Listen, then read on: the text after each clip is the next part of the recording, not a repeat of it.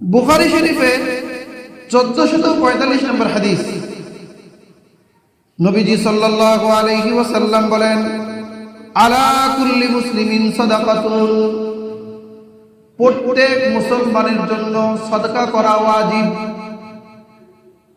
ধনী শ্রেণীর থেকে শুরু করে একদম নিম্ন শ্রেণীর পর্যন্ত যত মানুষ আছে সকলকে সাদাকা করতে হবে।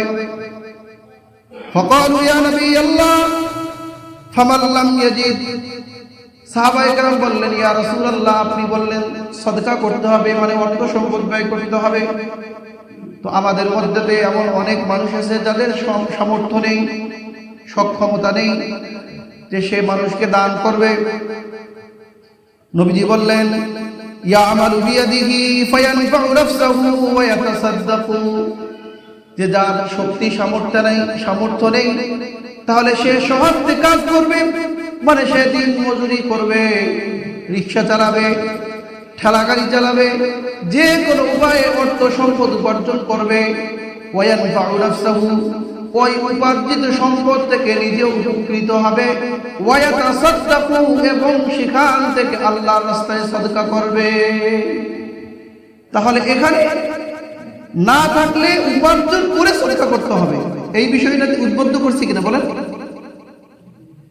এরপরে সাহাবায়ে কেরাম বললেন, ক্বালু ফা ইল্লাম ইয়াজিদ, কারো যদি এই সক্ষমতা না থাকে, মানে উপার্জন করারও সক্ষমতা নাই, নবীজি বললেন, ইউঈনু যাল হাজাতিল মালহুফা, তাহলে ওই ব্যক্তি যেন বিপদগ্রস্ত ব্যক্তিকে সাহায্য করে। একজন মানুষ বিপদে পড়ছে, যে কোনোভাবে তার বিপদটাকে দূর করে দেবে, অর্থাৎ সে মানুষের উপকারে আসবে, মানুষের উপকার করবে, অপকার করার পিছনে পড়বে না। ক্বালু ফা ইল্লাম ইয়াজিদ, হে আল্লাহর রাসূল, কেউ যদি এটিতেও সক্ষম না হয়, মানে মানুষের উপকারও করতে পারে না, নবীজি বলেন, ফালইআমাল বিল মারুফ ওয়াল ইউমসিক আনিশ শার ফা ইন্নাহা লাহু সাদাকা, যে তাহলে সে সৎকর্ম করবে এবং মন্দ কাজ থেকে বিরত রাখবে, এটি তার জন্য সাদাকা স্বরূপ হয়ে যাবে। বলুন সুবহানাল্লাহ। যে অর্থ সম্পদ নাই, উপার্জন করে দিবে, উপার্জন করার সক্ষমতা নেই, তাহলে মানুষ বিপদগ্রস্ত মানুষকে বিপদ থেকে উদ্ধার করার চেষ্টা করবে, যে সেটিতে সে সক্ষম না, যে কমপক্ষে সে ভালো কাজ করবে।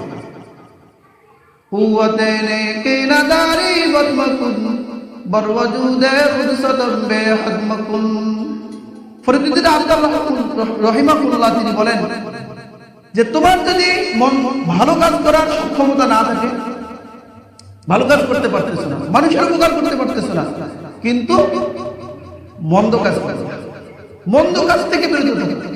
তো নবীজি এখানে দুইটা কথা বলছেন, যে ফালইআমাল বিল মারুফ, সে যেন সৎ কাজ করে, আর নিজেকে বা অন্যকে, বিশেষ করে নিজেকে মন্দ কাজ থেকে বিরত রাখবে।